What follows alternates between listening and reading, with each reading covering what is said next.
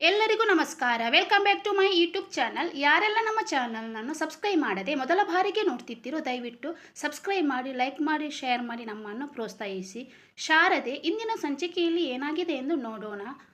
ಶಾರದೆ ಮತ್ತು ದೀಪುವನ್ನು ಅವರ ಹೊರಗೆ ಇರುವ ಔಟ್ ಹೌಸಿಗೆ ಕರ್ಕೊಂಡು ಬರ್ತಾಳೆ. ನಂತರ ಜಲಜೆ ಹೇಳ್ತಾಳೆ, ನಾನು ಈ ಮನೆಯನ್ನೆಲ್ಲ ಕ್ಲೀನ್ ಮಾಡ್ತೇನೆ ಅಂತ ಹೇಳಬೇಕಾದ್ರೆ, ಪರವಾಗಿಲ್ಲ ಬಿಡಿ ನಾನೇ ಕ್ಲೀನ್ ಮಾಡ್ತೇನೆ ಅಂತ ಶಾರದಾ ಹೇಳ್ತಾಳೆ. ದೀಪು ಈ ಮನೆಯನ್ನು ನೋಡಿ ತುಂಬ ಖುಷಿಯಾಗುತ್ತೆ. ಎಷ್ಟು ದೊಡ್ಡದಾಗಿದೆ ಅಲ್ಲ ಅಮ್ಮ, ನಮ್ಮನ್ನು ಈ ಮನೆಯಿಂದ ಹೊರಗಾಕ್ತಾರಂತ ಹೇಳ್ತಿರ್ಬೇಕಾದ್ರೆ, ಇಲ್ಲ, ಈ ಮನೆಯನ್ನು ಯಾರೂ ಹೊರಗೆ ಹಾಕೋದಿಲ್ಲ, ಇಲ್ಲೆಲ್ಲರೂ ಒಳ್ಳೆಯವರೇ ಅಂತ ಶಾರದಾ ಹೇಳ್ತಾಳೆ. ಜಲಜ ಹೇಳ್ತಾಳೆ, ಇಲ್ಲಿ ಎಲ್ಲರೂ ಒಳ್ಳೆಯವರೇ, ಆದರೆ ಇಲ್ಲಿ ದೊಡ್ಡಮ್ಮ ಇದ್ದಾರಲ್ಲ, ಅಂದರೆ ಅಜ್ಜಿ, ಅವರು ಸ್ವಲ್ಪ ಕಿರಿಕಿರಿ ಪಾರ್ಟಿ ಅಷ್ಟೇ, ಬಿಟ್ಟರೆ ಬೇರೆ ಯಾರು ಆ ಥರ ಇಲ್ಲ. ಆದರೆ ಸುಮಿತ್ರಮ್ಮ ಅವರು ಇದ್ದಾರಲ್ವ, ಅವರು ತುಂಬಾ ಒಳ್ಳೆಯವರು ಅಂತ ಹೇಳ್ತಾಳೆ.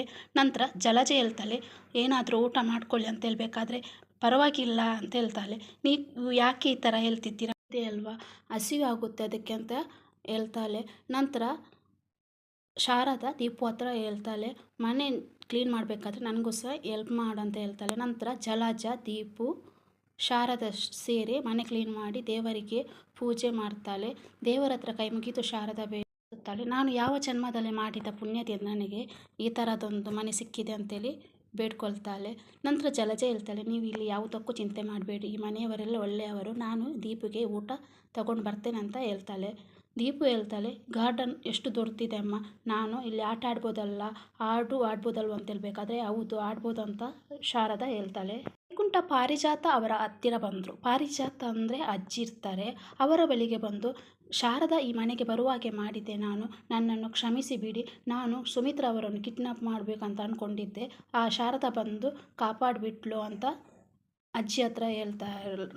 ಸುಮಿತ್ರನನ್ನು ಏಕೆ ಕಿಡ್ನಾಪ್ ಮಾಡಲು ಹೊರಟೆ ಅಂತ ಕೇಳಿದಾಗ ಅಜ್ಜಿ, ವೈಕುಂಠ ಹೇಳ್ತಾನೆ, ನಾನು ದಶರಥ ಅವರ ಹತ್ರ ಹಣ ವಸೂಲಿ ಮಾಡಬೇಕಂತ ಇದ್ದೆ, ಅದೆಲ್ಲ ಫ್ಲಾಪ್ ಆಗೋಯಿತು. ಆಗ ಅಜ್ಜಿ ಹೇಳ್ತಾರೆ, ನೀನೇನು ನನ್ನನ್ನು ಸಿಕ್ಕಿ ಹಾಕೊಳಿಸ್ಲಿಕ್ಕೆ ನೋಡ್ತಿದ್ಯಾ, ನೀನು ಮಾಡಬೇಕಾದ್ರೆ ಈ ಥರ ಎಲ್ಲ ನನ್ನ ಹತ್ರ ಹೇಳ್ಬೇಕಂತ ಗೊತ್ತಾಗಲಿಲ್ವಾ. ಆಗ ವೈಕುಂಠ ಹೇಳ್ತಾನೆ, ಇನ್ನೇನಾದರೂ ಮಾಡಬೇಕಾದ್ರೆ ನಿಮ್ಮನ್ನು ಹೇಳ್ಬಿಟ್ಟೆ ಮಾಡ್ತೇನೆ, ಸ್ವಾರಿಯ ಅಮ್ಮ ಅಂತ ಕೈಗೆ ಮುಗಿತಾನೆ. ನೀನು ನನಗೆ ಕುತ್ತಿಗೆ ಬರುವಾಗೆ ಮಾಡಿಬಿಟ್ಟಿಯಲ್ಲ, ನನ್ನನ್ನು ಸಿಕ್ಕಿಸಿಕೊಳ್ಳುವ ಪ್ಲ್ಯಾನ್ ಏನಾದರೂ ಇದೆಯಾ. ಆ ಶಾರದೆಯನ್ನು ಕಮ್ಮಿ ಇಲ್ಲ, ಅವಳು ನೋಡುವಾಗ ಗೊತ್ತಾಗುತ್ತೆ ಅವಳು ತುಂಬ ಜೋರಾಗಿದ್ದಾಳೆ, ಅವಳನ್ನು ಆದಷ್ಟು ಬೇಗ ಈ ಮನೆಯಿಂದ ಹೊರಗೆ ಹಾಕಬೇಕಂತ ವೈಕುಂಠನ ಹತ್ರ ಹೇಳ್ತಾರೆ. ಆಯ್ತಂತ ವೈಕುಂಠ ಸಹ ಹೇಳ್ತಾನೆ. ಶಾರದಾ ದೀಪುವನ್ನು ಮಲಗಿಸ್ತಾ ಇರ್ತಾಳೆ. ದೀಪು ಹೇಳ್ತಾಳೆ, ಈ ಮನೆ ಇಷ್ಟೊಂದು ಚೆನ್ನಾಗಿದೆ ಅಲ್ವಮ್ಮ ಅಂತ ಹೇಳ್ಬೇಕಾದ್ರೆ, ಹೌದು ತುಂಬ ಚೆನ್ನಾಗಿದೆ, ಬಯಸದೆ ಬಂದ ಭಾಗ್ಯ ಇದು ಅಂತ ಹೇಳ್ತಿರ್ಬೇಕಾದ್ರೆ, ಯಾಕಂದರೆ ಏನು ಅಂತ ದೀಪು ಹೇಳ್ತಾಳೆ, ನಮಗೆ ಗೊತ್ತಿರಲಿಲ್ಲ, ಏನು ಹೇಗೆ ಆಗ್ತದಂತ ಗೊತ್ತಿರಲಿಲ್ಲ, ಆದರೆ ಈ ಮನೆ ಇವರು ನಮಗೆ ಸಹಾಯ ಮಾಡಿದ್ದಾರೆ ಅಂತ ಹೇಳ್ತಾಳೆ. ನಂತರ ಹೇಳ್ತಾಳೆ, ಅಮ್ಮ ನನಗೆ ನಿದ್ದೆ ಮಾಡಿಸು ಅಂತ ಹೇಳ್ತಿರಬೇಕಾದ್ರೆ, ಸುಮಿತ್ರ ಬಂದು, ನೀವು ಇನ್ನೂ ಮಲಗಲಿಲ್ವಾ, ಏನು ಹರಟೆ ಹೊಡಿತಾ ಕೂತ್ಕೊಂಡಿದ್ದೀರಾ ಅಂತೇಳಿ ನಗ್ತಾ ಮಾತಾಡ್ತಾಳೆ. ಶಾರದೆ ಹೇಳ್ತಾಳೆ, ಇಲ್ಲ ಅಮ್ಮ ನಿದ್ದೆ ಬಂದಿಲ್ಲ ಅಂತ ಹೇಳ್ತಿರ್ಬೇಕಾದ್ರೆ ಸುಮಿತ್ರ ಹೇಳ್ತಾಳೆ, ಹೊಸತು ಜಾಗ ಅಲ್ವಾ, ಹಾಗಾಗಿ ನಿದ್ದೆ ಬಂದಿಲ್ಲ, ಇನ್ನು ಸರಿ ಹೋಗುತ್ತೆ, ನಂತರ ನೀನು ಈ ಮನೆಯಿಂದ ಎಲ್ಲಿಗೆ ಹೋಗೋದಿಲ್ಲ ಅಂತ ಹೇಳ್ಬೇಕಾದ್ರೆ, ನನಗೆ ನಿಮ್ಮನ್ನು ಬಿಟ್ಟು ಯಾರಿದ್ದಾರೆ ಅಂತ ಹೇಳ್ಬೇಕಾದ್ರೆ ನಾನು ಸುಮ್ಮನೆ ಹೇಳಿದೆ ಅಂತ ಸುಮಿತ್ರ ಹೇಳ್ತಾರೆ. ಅಂದ ತಕ್ಷಣ ನನಗೆ ಏನೋ ಕಸಿವಿಸಿ, ನನಗೆ ನಿಮಗೆ ಏನೋ ರೀತಿಯ ಸಂಬಂಧ ಇದೆ ಅನ್ನೋ ರೀತಿ ಫೀಲ್ ಆಗ್ತದೆ ಅಂತ ಸುಮಿತ್ರ ಶಾರದನ ಹತ್ರ ಹೇಳ್ತಾಳೆ. ನನಗೆ ನಿದ್ದೆ ಬಂದಿಲ್ಲ, ಅದಕ್ಕೆ ನಾನು ಇಲ್ಲಿಗೆ ಬಂದರೆ ನೀವು ಇಲ್ಲಿ ಹರಟೆ ಹೊಡಿತಿದ್ದೀರ ಅಂತ ಹೇಳ್ತಿರಬೇಕಾದ್ರೆ ದೀಪು ಹೇಳ್ತಾಳೆ, ನನಗೆ ಅಮ್ಮ ಸಾಂಗ್ ಹೇಳದೆ ನನಗೆ ನಿದ್ದೆ ಬರೋದಿಲ್ಲ ಅಂತ ಹೇಳ್ಬೇಕಾದ್ರೆ, ಯಾವ ಸಾಂಗ್ ಅಂತ ಹೇಳ್ತಾಳೆ, ಅದು ತುಸು ಮೆಲ್ಲ ಬೀಸೋ ಗಾಳಿಗೆ, ನನಗೂ ಇಷ್ಟ, ನನ್ನ ಅಮ್ಮನಿಗೂ ಇಷ್ಟ. ಆಗ ಸುಮಿತ್ರ ಹೇಳ್ತಾಳೆ, ನಿಮಗೊಂದು ವಿಷಯ ಗೊತ್ತು, ನನಗೂ ಸಹ ಈ ಹಾಡು ಇಷ್ಟ, ಇವತ್ತು ನಿನ್ನನ್ನು ನಾನು ಹಾಡು ಹೇಳಿ ಮಲಗಿಸ್ತೇನೆ ಅಂತ ಹೇಳಿದಾಗ ಸುಮಿತ್ರ ಹಾಡು ಹೇಳ್ತಾಳೆ. ದೀಪು ಮಲಗ್ತಾಳೆ. ನಂತರ ಶಾರದಾ ಸಹ ಸುಮಿತ್ರನ ಹೆಗಲ ಮೇಲೆ ಹೊರಗೆ ನಿದ್ದೆ ಮಾಡ್ತಾ ಇರ್ತಾಳೆ. ನಂತರ ಸುಮಿತ್ರ ಹೇಳ್ತಾಳೆ, ಮಗು ಹಾಡು ಹೇಳಿದ ತಕ್ಷಣವೇ ಬಿಟ್ಟು ನಂತರ ಶಾರದಾ ನೋಡು ಅಂತ ಹೇಳ್ತಿರ್ಬೇಕಾದ್ರೆ ಶಾರದಾಗೆ ನಿದ್ದೆ ಬಂದಿರುತ್ತೆ. ನಂತರ ಸುಮಿತ್ರ ಹೇಳ್ತಾಳೆ, ಮಗುವಿಗೆ ಹಾಡು ಹೇಳಿಸಿ ತಾಯಿಯೇ ಮಲಗಿಬಿಟ್ಲು ಅಂತ ನಗ್ತಾಳೆ. ನಂತರ ನಿಮ್ಮನ್ನು ನೋಡಿದ ನಂತರ ಏನೋ ನನಗೆ ಕಸಿವಿಸಿ ಆಗ್ತದೆ, ಏನು ಯಾವುದೋ ಜನ್ಮದಿಂದ ಅನುಬಂಧವು ಯಾವುದು ಋಣಾನುಬಂಧ ಇರಬೇಕು ಅಂತ ಅನಿಸ್ತಾ ಇದೆ, ಏನು ಅಂತ ನನಗೆ ಗೊತ್ತಾಗ್ತಿಲ್ಲ ಅಂತ ಯೋಚನೆ ಮಾಡ್ತಾ ಇರ್ತಾರೆ ಸುಮಿತ್ರನವರು. ಕೆಲಸ ಮಾಡ್ತಾ ಇರಬೇಕಾದ್ರೆ ವೈಕುಂಠ ಬಂದು ಅವಳ ಜೊತೆ ಹರಟೆ ಹೊಡೆಯುತ್ತಾ ಅವಳಿಗೆ ರೇಗಿಸ್ತಾ ಇರ್ತಾನೆ. ನಂತರ ಜಲಜ ಅಷ್ಟೇ ಅವನಿಗೆ ಸಹ ರೇಗಿಸ್ತಾ ಇರ್ತಾಳೆ. ಅಷ್ಟೊತ್ತಿಗೆ ಅಜ್ಜಿ ವೈಕುಂಠ ಅಂತ ಕರೆದಾಗ ಸುಮ್ಮನಾಗಿ ಏನಮ್ಮ ಅಂತ ಅಲ್ಲಿಗೆ ನಿಂತು ಬಿಡ್ತಾನೆ. ಬೇಕಾದರೆ ವೈಕುಂಠ ಅಮ್ಮ ಟೀ ರೆಡಿ ಅಂತ ಹೇಳ್ತಾನೆ. ನಂತರ ಅಜ್ಜಿ ಕೂತ್ಕೊಳ್ತಾರೆ. ಶಾರದಾ ಅಮ್ಮ ಟೀ ಕುಡೀರಿ ಅಂತ ಹೇಳಬೇಕಾದ್ರೆ ನಾನು ಬಿಸಿ ಬಿಸಿ ಟೀ ಕುಡಿಯುವುದಿಲ್ಲ ಅಂತ ಹೇಳ್ತಿರ್ಬೇಕಾದ್ರೆ ನನಗೆ ಗೊತ್ತು ಬೆಚ್ಚಗೆ ಇದೆ ಕುಡೀರಿ ಅಂತ ಹೇಳ್ತಾಳೆ. ನಂತರ ವೈಕುಂಠ ಹೇಳ್ತಾನೆ ಅಮ್ಮ ಅಪ್ಪ ಅವರು ಬಂದರು ಅಂತ ಹೇಳಿದಾಗ ಪಟ್ಟನೆ ಅಜ್ಜಿ ಟೀ ತಗೊಳ್ತಾರೆ. ಶಾರದ ತಾತನ ಬಳಿಗೆ ಬಂದು ಅಪ್ಪ ನಿಮಗೆ ಬಿಸಿ ಬಿಸಿ ಶುಗರ್ಲೆಸ್ ಕಾಫಿ. ದಶರಥ ಮತ್ತು ಸುಮಿತ್ರನಿಗೆ ಬಂದು ಹೇಳ್ತಾಳೆ ನಿಮಗೆ ಬಿಸಿ ಬಿಸಿ ಗ್ರೀನ್. ಸುಮಿತ್ರ ಮತ್ತು ದಶರಥನಿಗೆ ತುಂಬ ಖುಷಿಯಾಗುತ್ತೆ.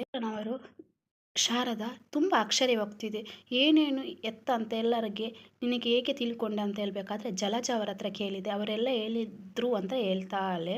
ಗೊತ್ತಿರುವ ಹಾಗೆ ಮಾಡಿದ್ದೇನೆ ನಿಮಗೆಲ್ಲ ಇಷ್ಟ ಆಗುತ್ತೋ ಗೊತ್ತಿಲ್ಲ ಅಂತ ಹೇಳ್ತಿರ್ಬೇಕಾದ್ರೆ ಇಷ್ಟನೂ ತುಂಬ ಚೆನ್ನಾಗಿದೆ ಅಂತ ಸುಮಿತ್ರನವರು ಹೇಳ್ತಾರೆ. ಸುಮಿತ್ರ ಹೇಳ್ತಾಳೆ ಬೆಳಗಿನ ಮಂಪರೆಲ್ಲ ಹೋಯ್ತು ಅಂತ ಹೇಳ್ತಿರ್ಬೇಕಾದ್ರೆ ದಶರಥ ಸಹ ಹಾಗೇನೆ ಹೇಳ್ತಾರೆ ಹೌದು ನಿಜವಾಗಿ ಹೇಳಿದೆ ಆದರೆ ಈ ಕೆಲಸವನ್ನೆಲ್ಲ ನೀನು ಯಾಕೆ ಮಾಡಿದ್ದೆ ಅಮ್ಮ ನೀನು ಗೆಸ್ಟಾಗಿ ಬಂದವಳಂತ ದಶರಥ ಶಾರದನ ಹತ್ರ ಕೇಳ್ತಾರೆ. ಗುಣಗ್ತಾ ಇರ್ತಾರೆ ಬಿಟ್ಟಿಯಾಗಿ ತಿನ್ನುವ ಬದಲು ಹೀಗೆ ಆದರೂ ಪೇ ಮಾಡಲಿ ಅಂತ ಹೇಳ್ತಿರ್ತಾರೆ. ಯೋಚಿಸ್ತಾ ಇರ್ತಾನೆ ಈ ಹುಡುಗಿಯನ್ನು ಅರ್ಥ ಮಾಡಲಿಕ್ಕೆ ಏನಾಗ್ತಾ ಇಲ್ಲಲ್ವ ಇವಳೆಲ್ಲರನ್ನು ಒಟ್ಟು ಸೇರಿಸಿ ನನ್ನ ಮೇಲೆ ಗುಂಡಿ ತೋರಿಸ್ತಾಳೋ ಏನೋ ಅಂತ ಭಯ ಆಗ್ತಿದೆ ಅಂತ ಯೋಚನೆ ಮಾಡ್ತಾನೆ. ಮುಂಚೆನೇ ಹೇಳಿದ್ನಲ್ಲ ಯಜಮಾನ್ರೆ ನನಗೆ ಸುಮ್ಮನೆ ಕೂರೋಕ್ಕಾಗಲ್ಲ ನಾನು ಇರುವಷ್ಟು ದಿನ ನನಗೆ ತಿಳಿದಷ್ಟು ಕೆಲಸ ಮಾಡ್ಕೊಂಡಿರ್ತೇನೆ ಅಂತ ಹೇಳಿದಾಗ ತಾತನಿಗೆ ತುಂಬ ಖುಷಿಯಾಗುತ್ತೆ. ತಾತ ಹೇಳ್ತಾರೆ ಒಂದಷ್ಟು ಸತ್ಯ ನೀನು ಈ ಮನೆಯ ಕೆಲಸದವಳ ಥರ ಇರಬೇಡ ನಾವು ಇಲ್ಲಿ ಜಲಜನನ್ನು ಸಹ ಈ ಮನೆಯ ಕೆಲಸದವಳಂತ ಯೋಚನೆ ಮಾಡಲ್ಲ ಅಂತ ಹೇಳ್ತಾರೆ. ಹೇಳ್ತಾರೆ ನನಗೆ ಈ ಮನೆಯಲ್ಲಿ ನೀವು ಆಶ್ರಯ ಕೊಟ್ಟಿದ್ದೀರಾ ಈ ಮನೆಗೆ ದೇವಸ್ಥಾನ ಇದ್ದಾಗೆ ಅಂತ ಹೇಳ್ತಿರ್ಬೇಕಾದ್ರೆ ಹಾಗಾದರೆ ನಿನಗೆ ಏನು ಅನಿಸುತ್ತಾ ಹಾಗೆ ಮಾಡು ನನಗೆ ಯಾವಾಗಲೂ ಇದೇ ರೀತಿ ಒಳ್ಳೆಯ ಕಾಫಿ ಮಾಡಿಕೊಡು ಯಾಕೆ ನಾನು ಬೇಡ ಅಂತ ಅನ್ನಿ ಅಂತ ನಗ್ತಾರೆ. ನಂತರ ಸುಮಿತ್ರನವರು ಶಾರದಾ ಬಳಿಗೆ ಬರ್ತಾರೆ. ನೀನು ಮನೆಗೆ ಬಂದ ನಂತರ ಏನೋ ಒಂಥರ ಬೆಳಕು ಬಂದ ರೀತಿ ಕಳೆ ಇದೆ ಅಂತ ಹೇಳ್ತಿರ್ಬೇಕಾದ್ರೆ ಅಲ್ಲವೋ ಮಾವ ಅಂತ ಹೇಳ್ತಾಳೆ ಹೌದು ಮನೆಯಲ್ಲಿ ಕಳೆ ಬರಬೇಕಾದ್ರೆ ಮನೆಯವರೇ ಆಗಬೇಕಂತಿಲ್ಲ ಯಾರು ಒಳ್ಳೆ ಮನಸ್ಸಿರುವ ಮಕ್ಕಳು ಇರ್ತಾರೋ ಸಾಕು ಅಂತ ಹೇಳ್ತಾರೆ. ಅಜ್ಜಿ ಬಳಿ ವೈಕುಂಠ ಮೆಲ್ಲಗೆ ಬಂದು ಯಾಕ್ರಿ ಈಕೆ ಜಾಸ್ತಿ ಆಯ್ತು ಅಂತ ಹೇಳ್ತಿರ್ಬೇಕಾದ್ರೆ ಇಳಿಸೋಣ ಅಂತ ಹೇಳ್ತಾನೆ. ಅಪ್ಪ ಈ ಮನೆಗೆ ಶಾರದಾ ಅಂತ ಹೆಣ್ಣು ಮಗಳು ದೀಪು ಅಂತ ಮಗು ಇದ್ದರೆ ಈ ಮನೆ ಎಷ್ಟು ಚಂದ ಅಲ್ವಾ ಅಂತ ಹೇಳ್ತಿರ್ಬೇಕಾದ್ರೆ ಸುಮಿತ್ರ ಶಾರದನ ಕೆನ್ನೆ ಮುಟ್ಕೊಂಡು ಯಾರು ಎತ್ತ ಮಗಳು ಕಣ್ಣು ನೀನು ತಾಯಿ ನಿನಗೆ ಒಳ್ಳೆ ಸಂಸ್ಕಾರ ಕೊಟ್ಟು ಬೆಳೆಸಿದ್ದಾರೆ ನಿನಗೆ ಒಳ್ಳೆಯದಾಗಲಿ ಅಂತ ಹೇಳ್ತಾರೆ. ಸಿದ್ದು ಕೈಯಲ್ಲಿ ಚೈನ್ ಹಿಡಿದುಕೊಂಡು ಹೇಳ್ತಾನೆ ನಿನಗೆ ನನ್ನ ಬಂಧನದಿಂದ ಬಿಡುಗಡೆ ಅಂತೂ ಇಲ್ಲವೇನಂತ ಅನಿಸ್ತಿದೆ ಯಾಕೆಂದರೆ ನನ್ನನ್ನು ನೀನು ಪ್ರಾಣಾಪಾಯದಿಂದ ಕಾಪಾಡಿದವಳು ನೀನು ನಿನಗೆ ನಾನು ಟ್ಯಾಂಕ್ಸ್ ಹೇಳಿ ಈ ಚೈನನ್ನು ಕೊಡಬೇಕಂತ ಅಂದ್ಕೊಂಡಿದ್ದೆ ನೀನು ಎಲ್ಲಿ ಇದ್ದೀಯೋ ಏನು ನನಗೆ ಗೊತ್ತಾಗ್ತಿಲ್ಲ ನೀನು ಸಿಗ್ತೇ ಇಲ್ಲ ಅಂತ ಯೋಚಿಸುತ್ತಾ ಇರ್ತಾನೆ. ತಲೆಗೆ ಸ್ನಾನ ಮಾಡಿದ ನಂತರ ಮುರಳಿ ಅವಳ ತಲೆಯನ್ನು ಒರೆಸ್ತಾ ಇರ್ತಾರೆ. ವಿಮಲ ಹೇಳ್ತಾಳೆ ನೀವು ಯಾಕ್ರಿ ಈ ಥರ ಮಾಡ್ತಾ ಇದ್ದೀರಾ ನಾನು ನೀನು ಸಣ್ಣ ಮಗುನ ಅಂತ ಹೇಳ್ತಿರ್ಬೇಕಾದ್ರೆ ಹೌದು ನೀನು ಸಣ್ಣ ಮಗುವೇ ಅಂತ ಹೇಳ್ತಾರೆ. ನಂತರ ಅಕ್ಷಿ ಬಂದಾಗ ನೋಡಿದ್ಯಾ ನಾನು ಯಾಕೆ ಈ ಥರ ಮಾಡಿದೆ ಅಂತ ಗೊತ್ತಾಯ್ತಾ ನಾನು ನಿನಗೆ ಸಾಂಬ್ರಾಣಿ ಹಾಕ್ತೇನೆ ಅಂತೇಳಿ ಸಾಂಬ್ರಾಣಿ ಹಾಕಿ ಹೊಗೆ ಹಾಕ್ತಾ ಇರ್ತಾರೆ. ನಂತರ ಶಾರದಾ ಬರ್ತಾಳೆ. ಶಾರದನಿಗೆ ಇವರ ಪ್ರೀತಿ ನೋಡಿ ತುಂಬ ಖುಷಿಯಾಗುತ್ತೆ. ನಂತರ ಹೇಳ್ತಾರೆ ಮುರಳಿ ಅವರು ನಿನಗೆ ನಾನು ಅರಶಿನ ಹಾಲನ್ನು ತರ್ತೇನೆ ಅಂತೇಳಿ ಪ್ರೀತಿಯಿಂದ ಅವರೇ ಕುಡಿಸ್ತಾರೆ. ನೋಡಿದ್ದೀರಾ ನೀವು ಯಾಕೆ ಎಲ್ಲ ಈ ಥರ ಮಾಡ್ತೀರಾ ನನಗೆ ಮುಜುಗರ ಆಗುತ್ತೆ ಈಗಿನ ಕಾಲದಲ್ಲಿ ಗಂಡ ಹೆಂಡತಿ ಸೇವೆ ಮಾಡುವುದಿಲ್ಲ ಅಂಥದ್ರಲ್ಲಿ ನೀವು ಎಷ್ಟೆಲ್ಲ ನನ್ನ ಕೇರ್ ಮಾಡ್ತಾ ಇದ್ದೀರಾ ನಿಮಗೆ ಎಷ್ಟು ಧನ್ಯವಾದ ಹೇಳಿದ್ರು ಸಾಲದು ಅಂತ ಗಂಡನ ಹತ್ರ ಹೇಳ್ತಾಳೆ. ಶಾರದಾ ಬಟ್ಟೆಯನ್ನು ಇಟ್ಕೊಂಡು ಒಳಗೆ ಬರ್ತಾರೆ.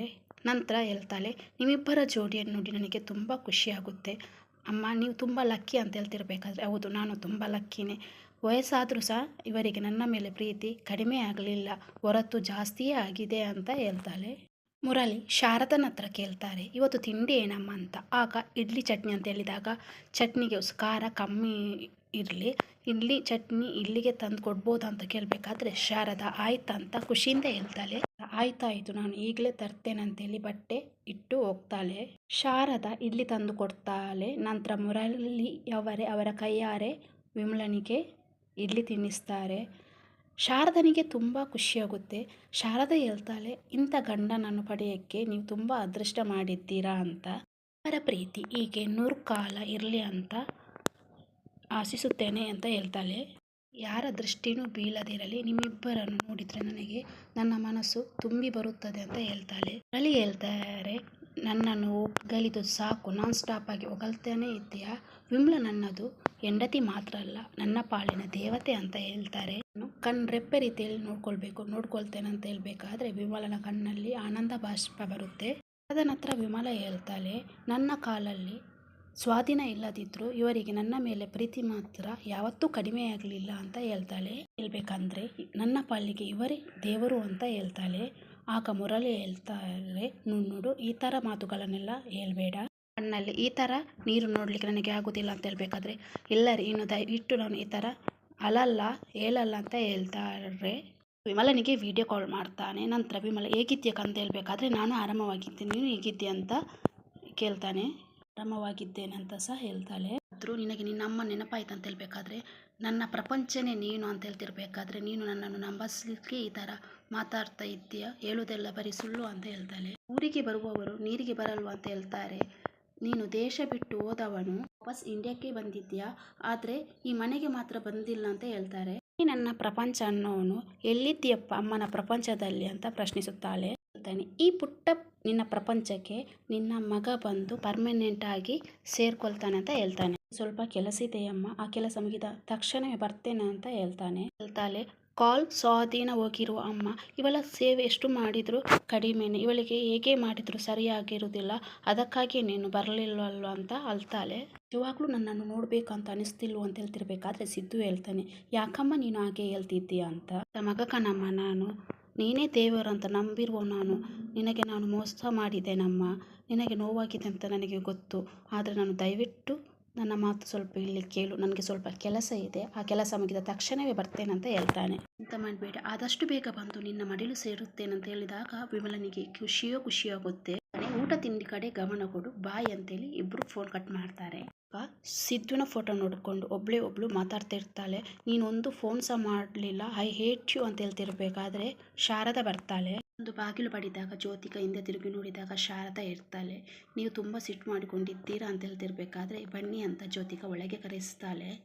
ನನಗೊಂದು ಕಾಲ್ ಸಹ ಮಾಡಲಿಲ್ಲ ಅಂತ ಹೇಳ್ತಾಳೆ. ನಂತರ ಮೊದಲು ಈಗ ಕಾಫಿ ಕುಡೀರಿ, ನಂತರ ನಿಮ್ಮ ಹುಡುಗನ ಜೊತೆ ಮಾತಾಡಿ ಅಂತ ಪ್ರೀತಿಯಿಂದ ಹೇಳ್ತಾಳೆ. ಹುಡುಗನ ಫೋಟೋ ನೋಡಿ ಮಾತಾಡಿ ಸಾಕಾಗಿದೆ, ಅವನು ಯಾವಾಗ ಬರ್ತಾನೋ ಅಂತ ಅನಿಸ್ತಿದೆ, ಅವನ ಹತ್ರ ಮಾತಾಡಬೇಕು ಅಂತ ಹಂಬಲಿಸ್ತಿದ್ದೇನಂತ ಹೇಳ್ತಾಳೆ. ಸಮಾಧಾನ, ನಿಮ್ಮ ಹುಡುಗ ಎಲ್ಲೋ ಬಿಟ್ಟು ಹೋಗಲ್ಲ, ನಿಮ್ಮನ್ನು ಯಾರು ದೂರ ಮಾಡೋಕ್ಕಾಗಲ್ಲ ಅಂತ ಹೇಳ್ತಾಳೆ. ನಿಂತು ಹೇಳ್ತಾಳೆ, ಸಿದ್ದು ವಿಷಯಕ್ಕೆ ಬಂದರೆ ನಾನು ಯಾರನ್ನು ಬಿಡಲ್ಲ, ಡಿಫಿಕಲ್ಟ್ ಗರ್ಲ್ ಅಂದರೂ ಪರವಾಗಿಲ್ಲ ಅಂತ ಹೇಳ್ತಾಳೆ. ಸುಮ್ಮನೆ ರೇಗಿಸ್ದೆ ಅಷ್ಟೇ, ನಿಮ್ಮ ಮನೆಯಲ್ಲಿ ನಿಮ್ಮ ಹುಡುಗನ ಹೆಸರು ಬರೆದಿದ್ರೆ ಅವರು ನಿಮ್ಮವರು ಹಾಗೆ ಆಗ್ತಾರೆ ಅಂತ ಹೇಳ್ತಾಳೆ. ಮನೆಯಲ್ಲಿ ಹೆಸರು ಬರೆಯದಿದ್ರು ಈ ಜ್ಯೋತಿಕನಿಗೆ ಏನು ಮಾಡಬೇಕು ಅಂತ ಗೊತ್ತು ಅಂತ ಹೇಳ್ತಾಳೆ. ಕಾಫಿ ತಗೊಳ್ಳಿ ಅಂತ ಹೇಳಿದಾಗ ಜ್ಯೋತಿ ಫೋನನ್ನು ಬೆಡ್ ಮೇಲೆ ಇಟ್ಟು ಎಸ್ ಅಂತೇಳಿ ಕಾಫಿ ತಗೊಳ್ತಾಳೆ. ಕಾಫಿ ಕುಡಿದ ನಂತರ ವಾವ್ ಚೆನ್ನಾಗಿದೆ ಅಂತ ಹೇಳಿ ಪುನಃ ಕುಡಿಯಲು ಶುರು ಮಾಡ್ತಾಳೆ. ಸಂಚಿಕೆ ಇಲ್ಲಿಗೆ ಮುಕ್ತಾಯವಾಗಿದೆ. ಈ ವಿಡಿಯೋ ಇಷ್ಟವಾದಲ್ಲಿ ಲೈಕ್ ಮಾಡಿ, ಶೇರ್ ಮಾಡಿ, ಸಬ್ಸ್ಕ್ರೈಬ್ ಮಾಡಿ. ಮುಂದಿನ ಸಂಚಿಕೆಯಲ್ಲಿ ಏನಾಗಿದೆ ಅಂತ ನೋಡೋಣ. ಸಿದ್ದುನ ಫೋಟೋವನ್ನು ಶಾರದಾ ನೋಡ್ತಾಳ ಸಂಚಿಕೆಯಲ್ಲಿ ನೋಡೋಣ.